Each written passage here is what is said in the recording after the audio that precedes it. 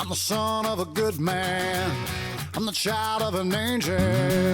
I'm the brother of a wild one. And I'm looking for direction. I'm the lover of a beauty. I'm the father of blessings. I'm the singer of a love song. Is that all I'm good for? This is who I am. Oh, this is. I don't want a bunch of little robots that know how to follow the rules. I want kids that are passionately in love with Christ, so that when they are deployed out into the world, they just naturally do what Jesus would do. It's been a blessing to go here and just, I feel like I'm much more prepared. By making a difference in that student's life, you have a chance to make a difference in the world at large. I started at Smithtown Christian when I was in 6th grade. I came as a student.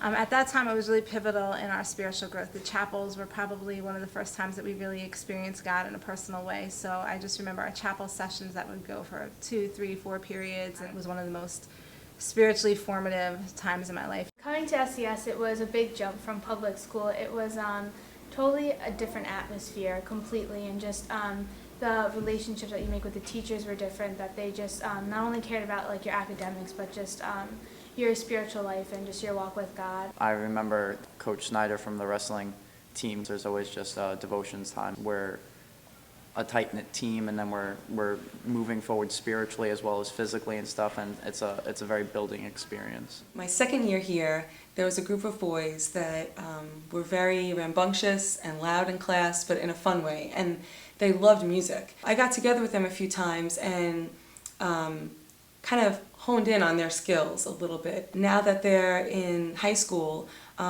they're part of the worship band and the worship team here at Smithtown Christian School. Well, I've been here since 1987.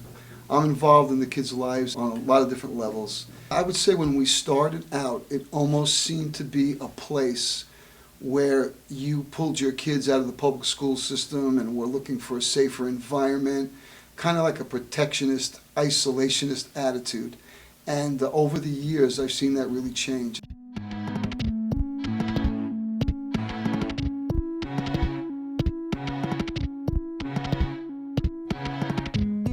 I always try to instill in them that it goes so much deeper. I want them to really understand what the Lord is trying to tell us in our personal lives. I stress personal accountability for their action. There is a rising tide of, I'd like to call it mediocrity. One of the things that we want not to produce is what I'd like to call a teacup kid or a teacup Christian. And this means that they are absolutely beautiful. We have raised them and sheltered them. We've put them into a break front. But when they get taken out and they get to go to college or they go into the world, they shatter. And this is woven throughout the classroom sessions all day long, whether we're teaching reading or math, whether we're in gym class or even out on the recess field. Children are taught to abide by the principles of God so that their lives reflect what Christ would have in them.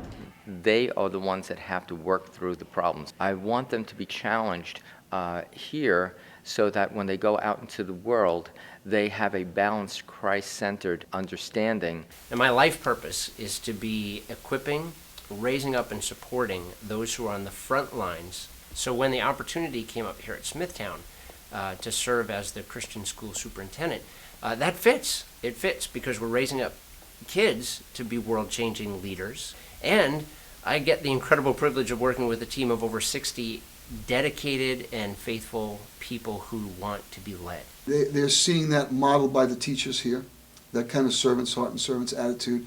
They're seeing it amongst themselves. They're seeing it in actions that people are taking towards each other.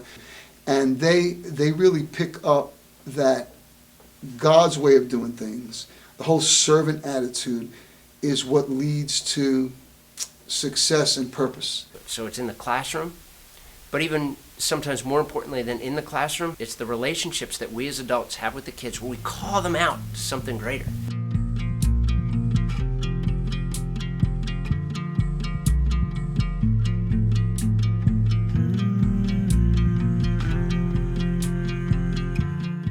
I was the second graduating class. I graduated in 1992 with 16 kids in my class.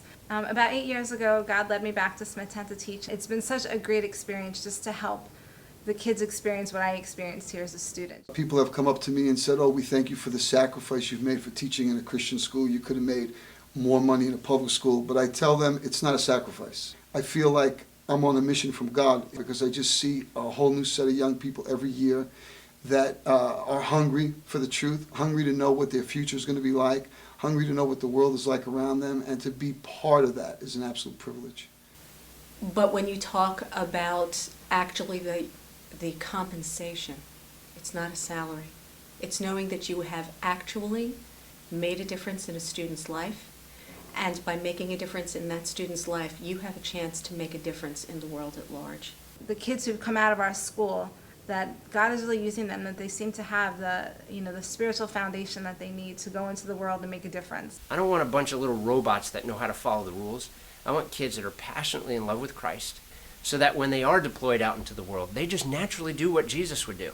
I would love for a day not too long in the future for people to say, boy, when Smithtown Christian School students or graduates are here, there's a whole new tone. There's an ethos of servanthood.